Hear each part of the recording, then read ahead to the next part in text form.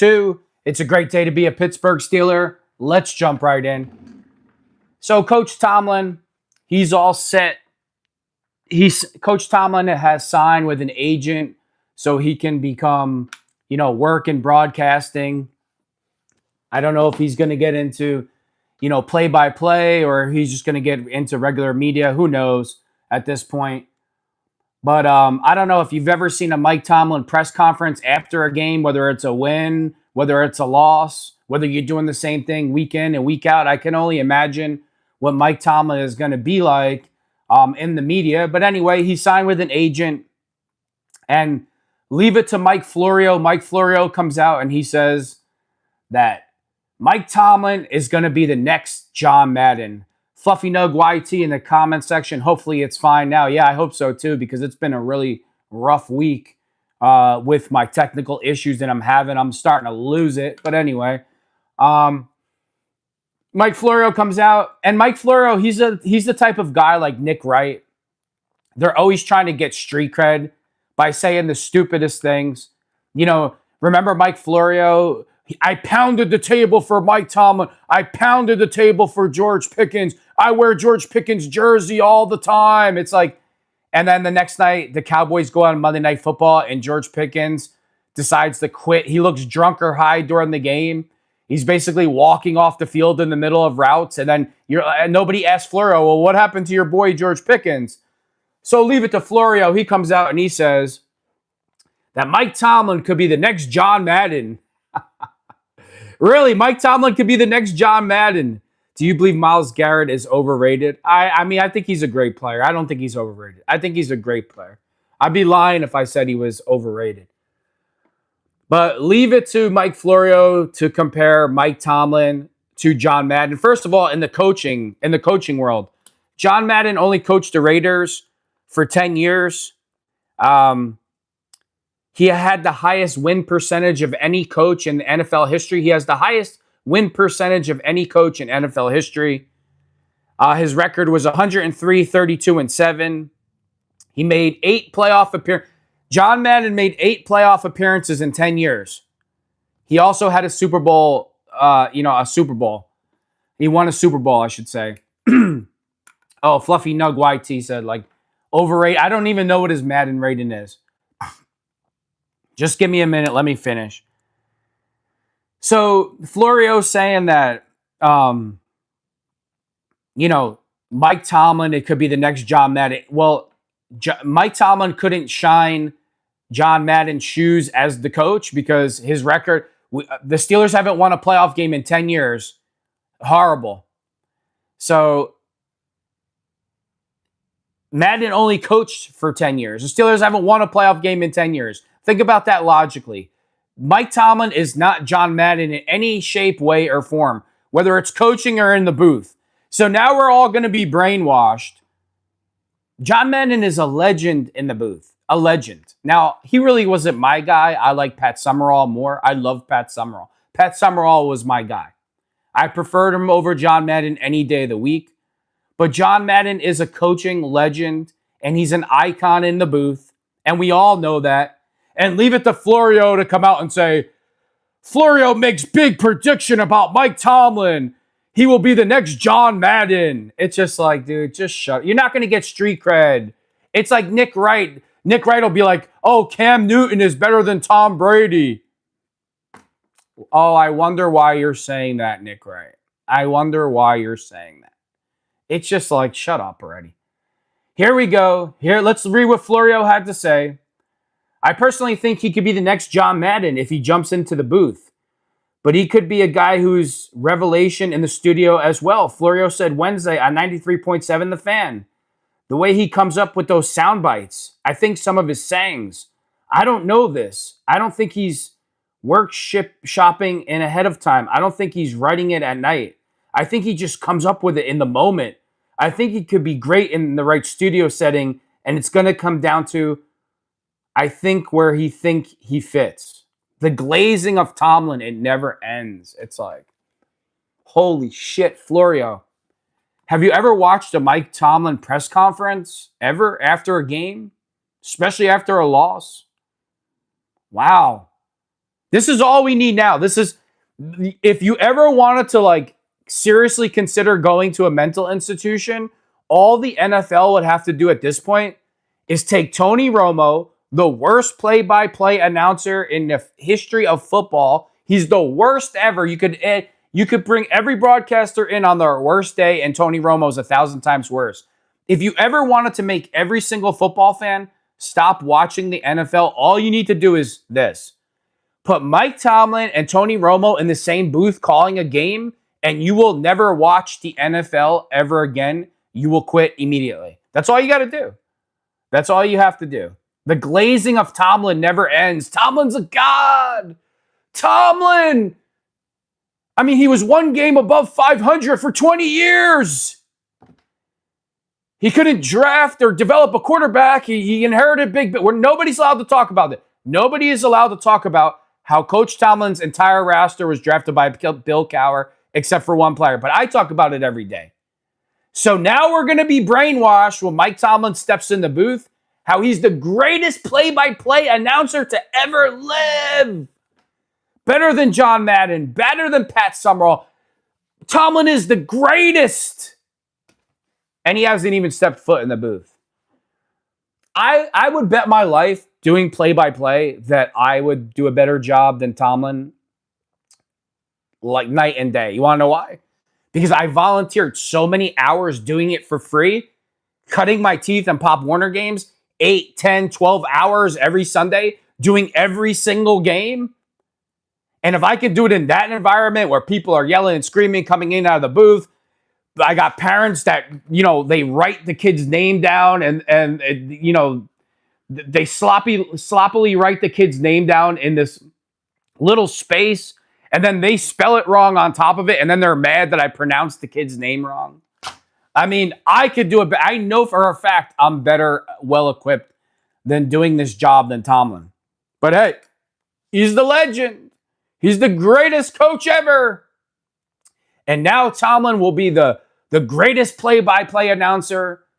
Dick Enberg doesn't have nothing on him. According to Mike Florio, Tomlin's going to be the next John Madden. He's going to be a legend in the booth also. So now we're going to get the video game. It's not going to be called Madden anymore. It's going to be called Tomlin.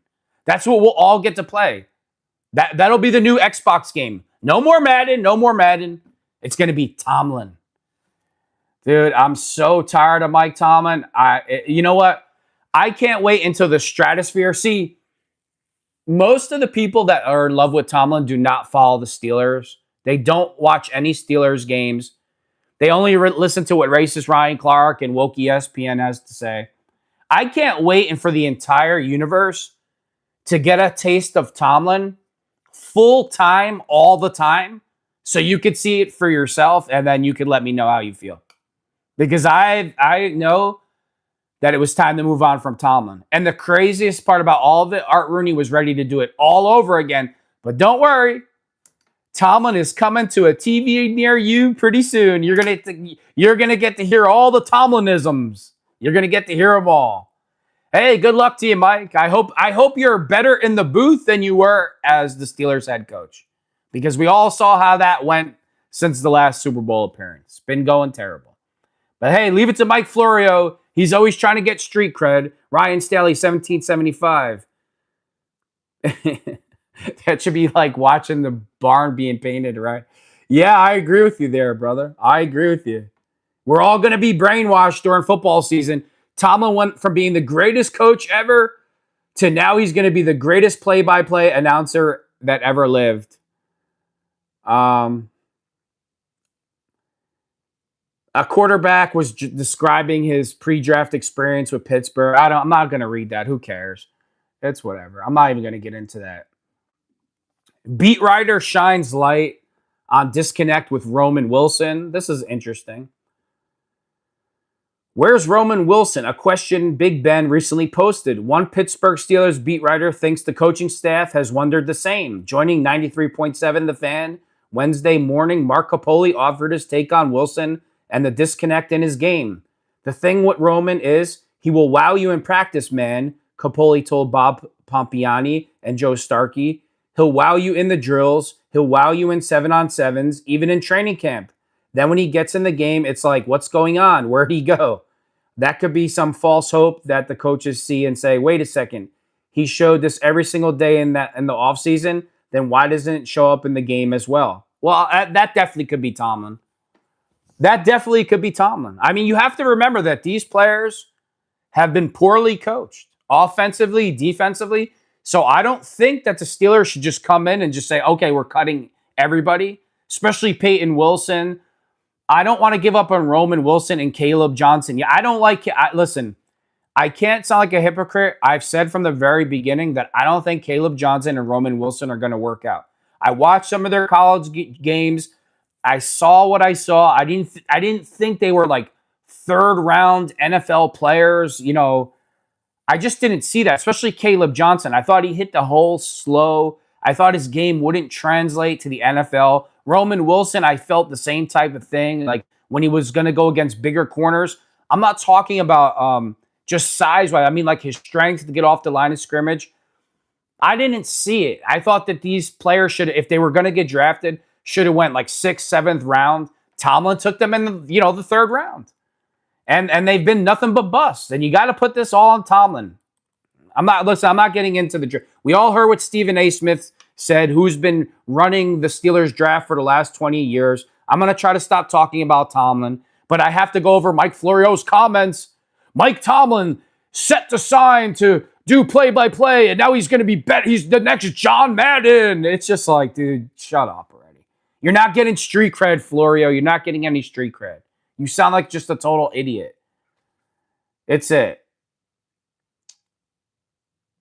Marco Poli says he still thinks the Steelers are going to take a wide receiver in the 1st round. Let's see what he says.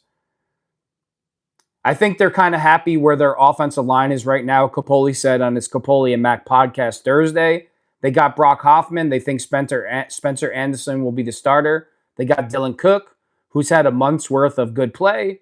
And Broderick Jones, light was turning on last year, so I still think it's going to be a receiver. I guess you can say outside possibility of a defensive lineman because of Hayward's age.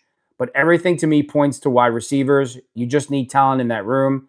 There's a reason why they haven't filled out that room at all. I don't believe that. I think the Steelers are in big trouble with Broderick Jones. I think the total opposite. I don't want them to take an offensive tackle in the 1st round of the draft, but I think you're going to have to go. If you can't get your hands on Caleb Downs, the safety, look, we got 2 good receivers. We got 2 really good receivers. So, I don't know. I have no faith in Broderick Jones. I really don't. Was he playing better last year? Yes, he was. Towards the end. But I don't have faith in Broderick Jones.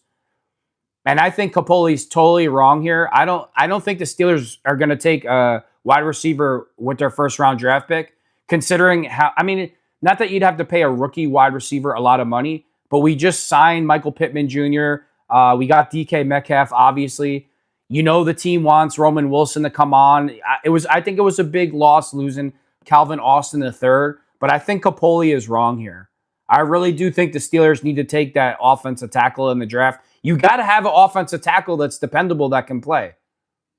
Once again, it's not like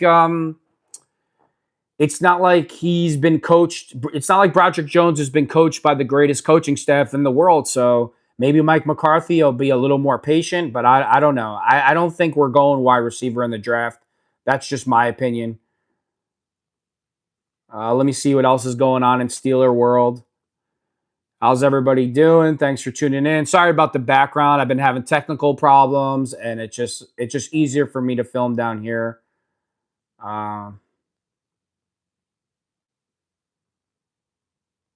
This is interesting. Steelers must rid themselves of dreaded empty routes in 2026. If there's one thing that the Pittsburgh Steelers offense needs to fix in 2026 besides scoring more points, it is the elimination of what I called empty routes. Receivers on the field and logging snaps with little return, if not empty, then inefficient.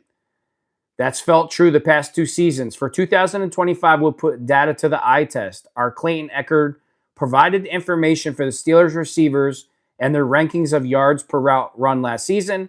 Across the entire NFL, There were 273 wide receivers and tight ends with 50-plus routes. Here's where Pittsburgh stacked up. Wow. I mean, every one of our receivers is, other than DK, like they're all in the 46th percentile, 54th, 88th, 136, 140th, 248th, 248. Roman Wilson, 165. Calvin, 140th. Ugly across the board. Metcalf was the only name in the top 50. Only 3 Steelers landed in the top 100. A whopping 7 of them ended up in the bottom half, with 4 in the bottom 20%. That has to change. Pittsburgh must get more bang for its buck, and receiver contributions must be more meaningful. I always felt like that. I always felt like the Steelers would just like run guys out, like send guys deep that they knew they weren't going to throw the ball to. It's just like, okay, go. It's like when you're playing street football as a kid, and you're just like, okay, go deep, and everybody's just down there doing absolutely nothing. I really felt that's what the Steelers would do on offense. Instead of using the receivers like on shorter crossing routes to confuse the defense, to set up other receivers to get open.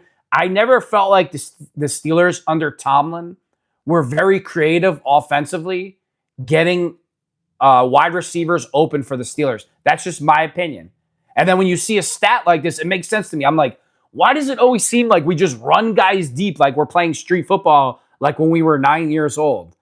So I don't know. I mean, under McCarthy, I expect offense to be much better than it's been. We all know Mike McCarthy is a quarterback wizard, offensive wizard. So I expect all that to change, and I expect it to change very fast.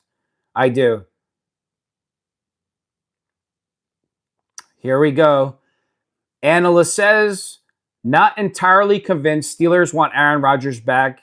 Says starting Will Howard signals rebuild. I am not entirely convinced that the Steelers want Rodgers back. When we went on McAfee a couple weeks ago, Rodgers did so a day after the Kyle Murray news broke. Siciliano said Wednesday on the Heed the Call podcast. He said there's no deadline because there's no offer. Are we entirely sure the Steelers want Aaron? Just Siciliano, I shouldn't even have read this. Siciliano, just stop. All of you ESPN analysts who don't cover the Steelers, that have no clue what's going on, the Mike Florios, the Nick Wrights, the Gavin Sicilianos, can you, you'll be able to call the show pretty soon. I have technical things going on. I've said it a million times, and the guy's supposed to fix my stuff Saturday, so I'm going to talk to him about setting that up. But all of these people that comment on the Steelers, look, it doesn't cost the Steelers a lot of money to bring back Aaron Rodgers back. He didn't ask for a huge contract last year. The Steelers are in no position to just be like, Aaron Rodgers, we don't want you. We don't want you. That's it. We're in no position to do that. And if you cover the Steelers and you understand the situation, it might annoy you the way Aaron Rodgers plays these games, but we are in no position or situation just to be like, we don't need Aaron Rodgers. We're moving on. Will Howard has never even played in the preseason. So all of these ESPN insiders that claim to be so, plugged into the Steelers, can you please leave the Steelers name out of your mouth, because your takes are ridiculous. Mike Florio is just ridiculous too. It really is. It's just like these takes by some of these analysts make millions of dollars a year. It's like, do you even watch the games? Do you even read any articles on what's going on with the Pittsburgh Steelers? Obviously not. It's just like, no, Steelers don't need Rodgers. We don't need him at all. Just tell them to get effing lost. Look, if you're saying that at this point, that means because you don't like him for a personal reason. If you see Mason Rudolph, Will Howard, we already know what Mason Rudolph is. Will Howard's never even played in the preseason. Aaron Rodgers has put it out there that he might want to play for the Steelers again. How could you, as running a business and an organization, just say, no, we're good. No, thank you. Especially last year, Aaron Rodgers was a top 15 quarterback still. So when you read stuff like this from these ESPN analysts, you're just like, how do you have a job? Like, how do you come up with this stuff? Where do you come up with this stuff? Let me move on. I can go on all day. See what else is going on in Steeler world.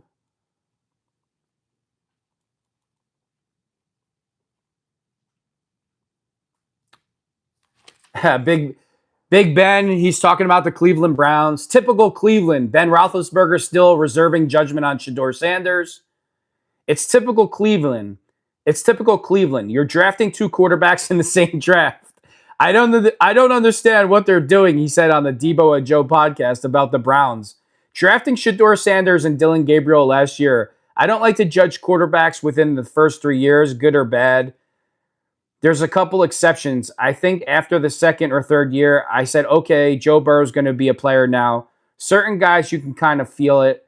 But there are some guys that are like, okay, I'm going to need 4 years because, again, there's just too many factors involved. So I will reserve judgment or my opinion on Shedeur. Give me a little more time down the road. Well, I mean, Big Ben could honestly run the Cleveland Browns better than anybody that they have in charge. The Browns are just, I just, you could call me right now and I could run the Browns organization better than they have with all the people there. Like, I would be more in tune, like, oh, I know this guy's a good coach. I know this person's a good coach. Let's get him. Let's bring it. Let's change this thing around. Like, it's like whoever is running the Cleveland Browns, it's like they're drinking all day long and they make a bunch of decisions while they're drunk and they're like hungover and then they snap out of being drunk like 3 days later and they're like, what the F did I do? Like, what the F is going on here? That's what it seems like with the Browns. It really does. Because you're just like, how do you draft two quarterbacks in the same draft? Oh, God. Can you imagine being Joe Thomas? I give a lot of credit to Joe Thomas. I mean, being that sensational for that many years, snap after snap, putting it on the line for the Browns, and, knowing what the end result. Myles Garrett, too. Look, I'm not a fan of Myles Garrett, especially after the racial hoax and the way he talks about TJ Watt. But you got to give him credit for, playing the way he does on the Cleveland Browns. Adam Schefter, he says, don't expect Steelers to draft a quarterback round 1. That's a no-brainer. Don't expect that Pittsburgh's going to be going quarterback in round 1. So to me, the draft is not really a deadline, Schefter said Wednesday on ESPN NFL's Live. I don't think that factors in. They're smart enough to give Aaron Rodgers the time he needs to operate and the space that he wants and needs. And that's when he's ready. If he can give them a decision about whether he's ready or not to come back, whether that's next week, next month, or post-draft, I don't think the draft is going to impact what they do and how much they want him back. Thank God somebody acted like an adult in the room. Yeah, of course you can call. Thank God that somebody acted like an adult in the room. Adam Schefter's like acting like an adult. It's like the Steelers aren't going to take a quarterback in the first round. There's no need to rush Aaron Rodgers. We all know the quarterbacks who are behind Aaron Rodgers. So when all these so-called experts and analysts are just like, F Rodgers, get rid of it. It's like, finally an adult is giving a rational take, a rational opinion in Adam Schefter. This is what professionalism looks like. Here, when you get rid of your Aaron Rodgers derangement syndrome, take all your personal feelings out of it, and you have to do what's best for the Steelers organization, giving Aaron Rodgers all the time that he needs, that's what's best for the organization. It doesn't matter if you like it. It's whatever. If you don't like it, blame it on Tomlin. He's the one that couldn't draft or develop a quarterback. He's the one that wanted to take Kenny Pickett. So whose problem is that? It's not Aaron Rodgers' fault. It's not Art Rooney's fault. Art Rooney gave him the keys to the Ferrari. He let Tomlin drive the Ferrari. So, let's put things in perspective as Steelers fans. I know that's hard. I know a lot of our guys don't want to do it, but whatever. Let's act like adults for once. Let me see what else is going out in Steelers world. Hold on. Mina Kimes, I don't need to tell her opinions because they're totally pointless and worthless. Jerry Dulac doubles down on Steelers tight end draft plan. Not surprised if they take a tight end on day 2, so as long as they keep all of their picks, Dulac wrote in his weekly Steelers chat, but likely by round 4. I mean, I could see that. I don't like to really speculate on who they're going to take, who they're not going to take. I just like to talk about the positions of need. Obviously, we need a quarterback. There's not a quarterback in the first round that's worth picking this year. So, if I have to go offensive tackle or safety is a very big need. We got our corners. Our safeties are terrible. Jalen Ramsey's not very good. Deshaun Deshaun Elliott, I mean, he's pretty good, but, we're hurting at safety. We're hurting at that position.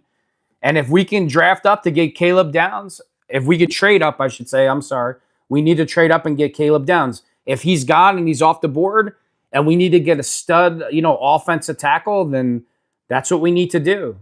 But it's not going to be a popular draft pick in Pittsburgh if the Steelers go first round, they take an offensive lineman. But it's not a popularity contest. You got to do what's best for the team. Media Insider names new favorite landing spot for Mike Tomlin. Oh, here we go. Mike Tomlin, I would say NBC may have moved ahead of Fox. I'm not saying that's definite.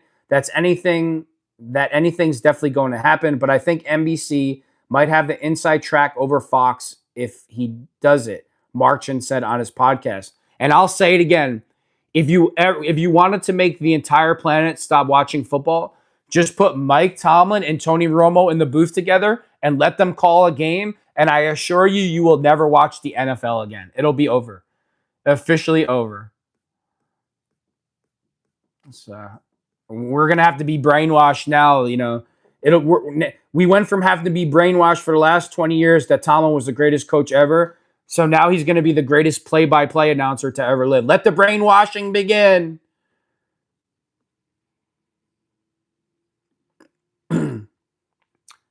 Joe Haden has ideas about how Steelers should use Jalen Ramsey. Joe, I got bad news for you.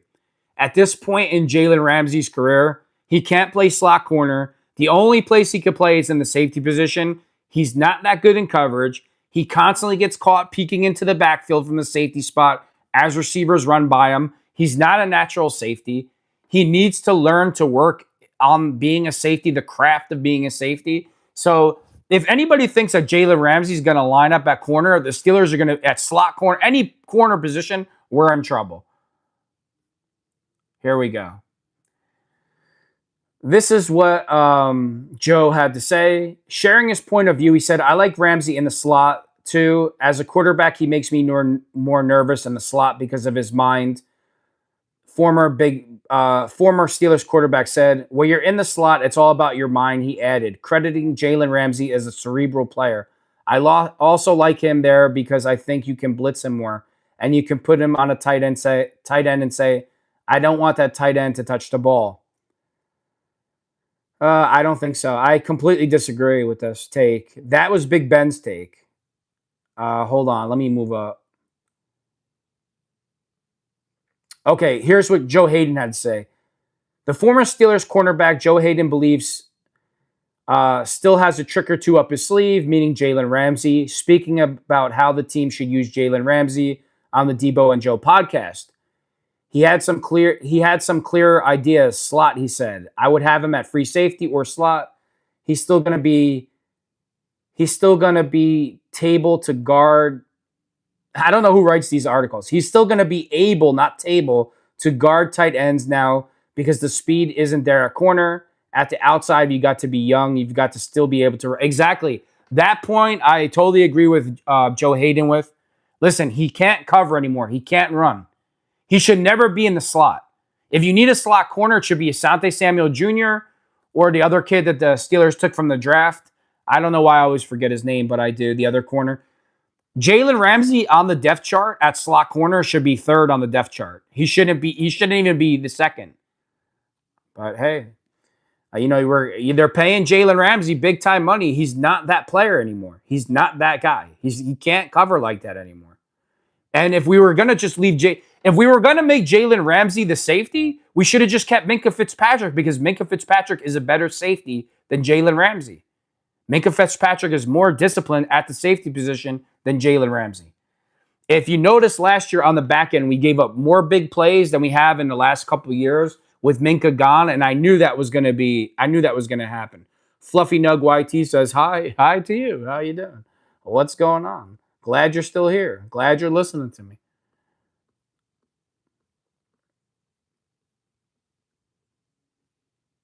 Let me see what else is going on.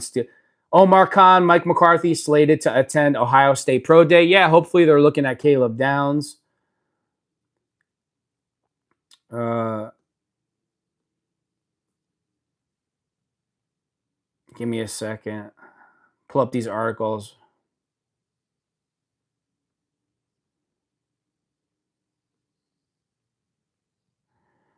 Phil Apollo writes, Caleb Johnson in no danger of getting cut, but Steelers may want to move on if he disappoints in 2020. I mean, I disagree here.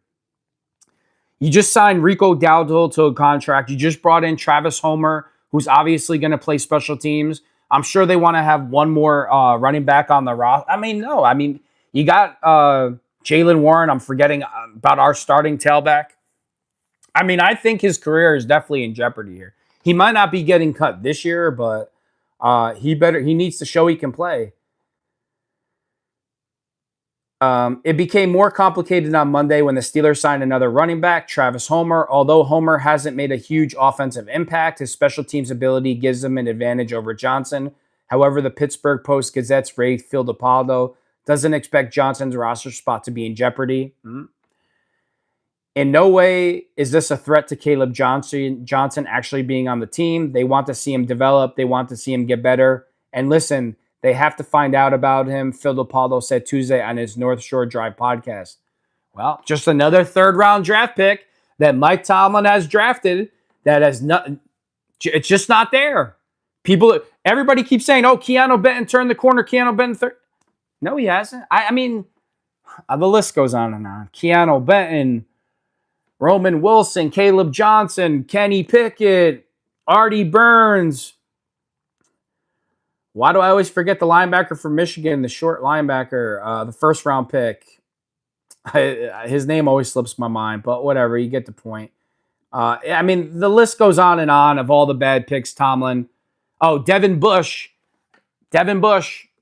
You know why? Because there was a safety on the Hurricanes that came out the same year as Artie Burns. So in my mind, I always put the name out. When I hear that Bush, I always put it out of my mind. But,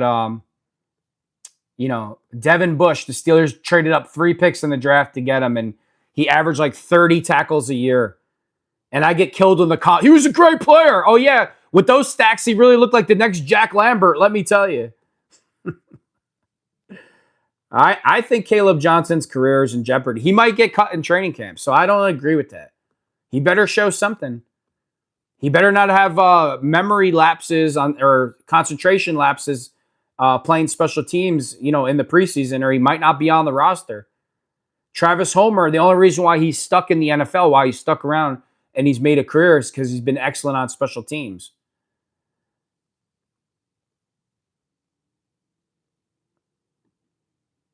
I might have read this. Hold on.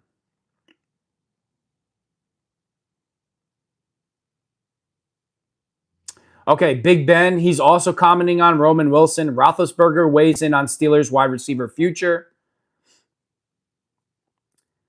Roethlisberger still wants to add to the room, though. We don't know, really. We didn't get to see enough of Roman Wilson. I think he could be Mike McCarthy's offensive philosophy, that West Coast. There's a lot of big receivers that like to run. You got to have 4 and 5 receivers on the roster, Roethlisberger said. I think what needs to happen is you're still missing a couple pieces at receiver, which I think can be filled in the draft. I'm not opposed to them going with the 2nd, 3rd round pick at receiver if you got a guy that you really like. Well, I mean, in the 3 or 4 receiver sets, Roman Wilson's going to get every opportunity in a Mike McCarthy offense. If Roman Wilson can't thrive in a Mike McCarthy offense with those 4 receiver sets and a wizard like Mike McCarthy calling the offense, his career is finished. Roman Wilson is another player like Caleb Johnson who might get cut in training camp. There is a possibility. I would give it more of a 60-40, but there's still a possibility there. So I don't want to hear that Roman Wilson and Caleb Johnson are definite locks to be on the Steelers roster in September. Because you can't say that. You definitely can't say that. They've been on the Steelers roster for 3 years? Caleb Johnson, this is his 2nd year, and Roman Wilson's going in his third year or 4th year? Again, they weren't coached by the best coach, but they better show something in the preseason or they might not be on the roster. And I can't blame the Steelers at this. If Mike McCarthy comes in. Oh no, you can't call the show now. I don't have it hooked up. If that's what you mean, I don't have it hooked up yet. The guy's Fluffy Nug YT. I told you I've been having some technical problems, and the guy's going to work on it Sunday. So hopefully I can do a call-in show soon when he fixes that. Pat Freiermuth, they're saying that Pat Freiermuth could be included more in the offense this season coming up under Mike McCarthy's in his offense. Desire to increase Freiermuth production could reduce role for Washington, says beat writer. According to the Post-Gazette's Ray Filippato, there is a desire within the organization to have Freiermuth more involved in 2026. If that happens, it could lead to a reduced role for Washington in the process. Interesting question. I do think Arthur Smith really valued Washington and what he brought to his offense. Brian Angelico is a former tight ends coach who maybe that bodes well for Washington, but we really won't know until we get to camp and see what their plans are. Filippato said of the tight end situation in his weekly chat for the PG. I do know this. They signed Freiermuth to a big contract. I think there is a desire within that building to get more production from him, and that might mean a slightly reduced role for Washington. I mean, yeah, that's obvious. I mean, the Steelers gave Freiermuth big money. They wanted him to play like Travis Kelce. And I will say this, though, that Pat Freiermuth set himself up for this.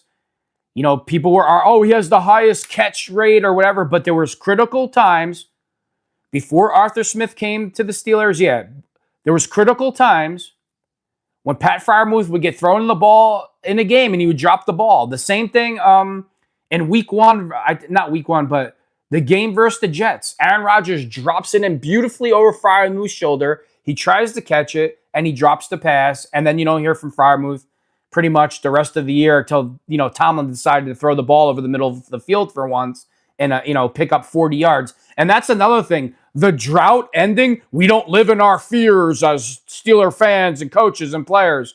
Well, now the Steelers will finally get to throw the football over the middle of the field. Hallelujah, hallelujah, hallelujah, hallelujah. Steelers are finally going to throw the ball over the middle of the field between the 20 and 40-yard radius. Finally, we get to use the whole field as Pittsburgh Steelers who don't live in their fears anymore. Oh, thank God. I mean, I don't think I'm asking for too much to throw the ball over the middle of the field. I mean, after all, you are playing football, and the greatest coach to ever coach football is coaching the team. I mean, why wouldn't you want to throw the ball over the middle of the field?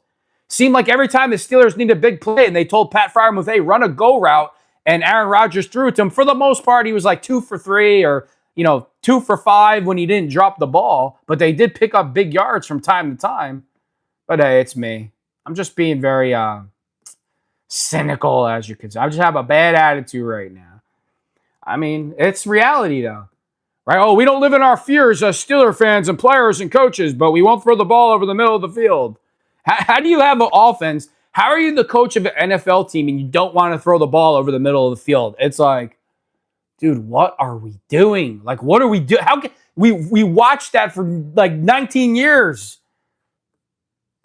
It's just, Steelers don't throw. Could you imagine being the defensive coordinator, walk into the room, you're playing the Steelers, and you're like, well, guys, we only got to defend the boundaries and the screens behind the line of scrimmage because Tomlin doesn't like to throw the ball to the middle of the field. It's going to be a real easy defensive scheme and game plan this week since the Steelers never like to throw the ball over the middle. Oh, God. Thank God we're starting over. Thank God we're starting fresh because I've had enough. I've really had enough. Let's see what else is going on.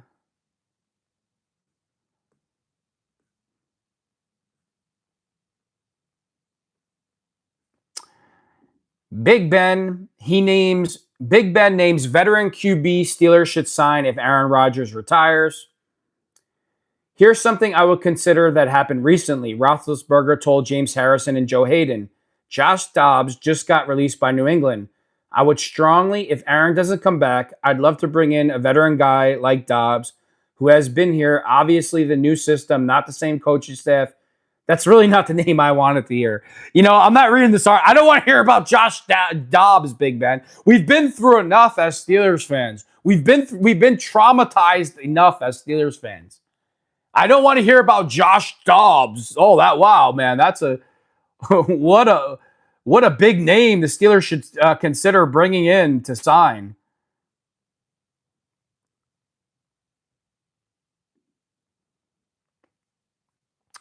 Then Big Ben went on to say, build this team around Will Howard. Roethlisberger shares his exact Steelers draft plan.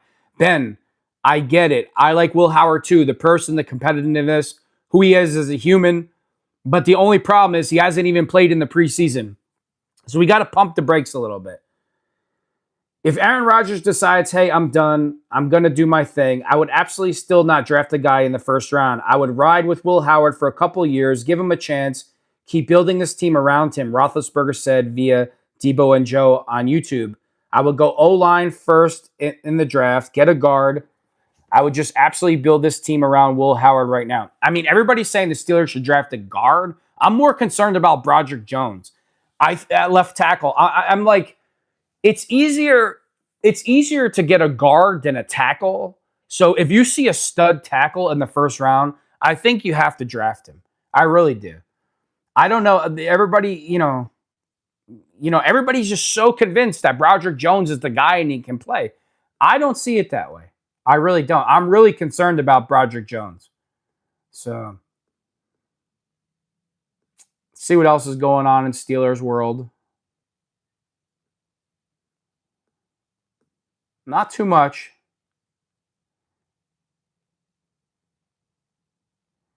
Well, an analyst just said what I said. Broderick Jones is not the future. Analyst says left tackle is Steelers' biggest need after QB. Well, and I would completely agree with that. I'm not going to read the article. We're not getting a quarterback in the first round of the draft this year. So you got to go left tackle, not guard. I don't know why Ben would say that. He should know better than anybody. It's more important to get an offensive tackle than a guard. So I don't know why Big Ben is saying. I mean, we're all entitled to our opinion, but look, I'm a defensive guy. You know that I'm always biased towards defense. I want Caleb Downs from Ohio State. We got to trade a couple picks to get Caleb Downs and bring in a real top-notch defensive back, a real safety, a genuine safety, a player that's made his whole career at safety. That I want to go in the Caleb Downs direction. So I don't, if we can't get him, then we got to go left tackle, not guard. Here's a story about Bill Cowher, and I'm going to end it with this. The chin pressed against your face mask is a daunting feeling. Willie Colon recalls Bill Cowher's early tough love. I love Bill Cowher. I miss Bill Cowher. It happened during Colon's rookie season against the Cincinnati Bengals. Fellow rookie San Antonio Holmes got into a scuffle with a few Bengal players during a red zone drive. I run over defending my wide receiver and I get to pushing and shoving. I may have thrown a punch, Colon said. I'll let the video show that one. We end up getting a flag and Bill Cowher is screaming. I walk over to him and my heart's pounding out of my chest. In my eyes, I just got cut. He looks me right in my eyes and he goes, hey, I love the fight. I love the heart. But you can't get caught. Next time, don't swing for the head. I love you. Go out there and keep fighting. He said, now I'm a little pissed off, but I'm really not pissed off. I love Bill Cowher. I miss Bill Cowher. We were all spoiled for a very short time in history. It's one of my greatest childhood memories, seeing Coach Cowher running out onto the field and taking I think it was a field goal attempt. I forgot who it was against. I'm pretty sure it was 11 men on the field, not a field goal. I think they called a penalty on the Steelers for having too many men on the field, and it led to a field goal that cost the Steelers the game. And then it just made an avalanche of play. After that, it seemed like the Steelers just kind of gave up. But Bill Cowher ran up to the referee and, shoved the paper down his throat. And just seeing Bill on the sidelines, his intensity, his enthusiasm, his love for the game, running around and, doing his thing for the Steelers. I absolutely love Bill Cowher. I miss him. And let me end it with that. Thanks for tuning in. I'm sorry about the background. Again, I'm having technical problems. And pretty soon I'm going to have a number so everybody can call in and we could, talk live during the show. And with that being said, thanks for tuning in to Steel City Football, the 4-1-2.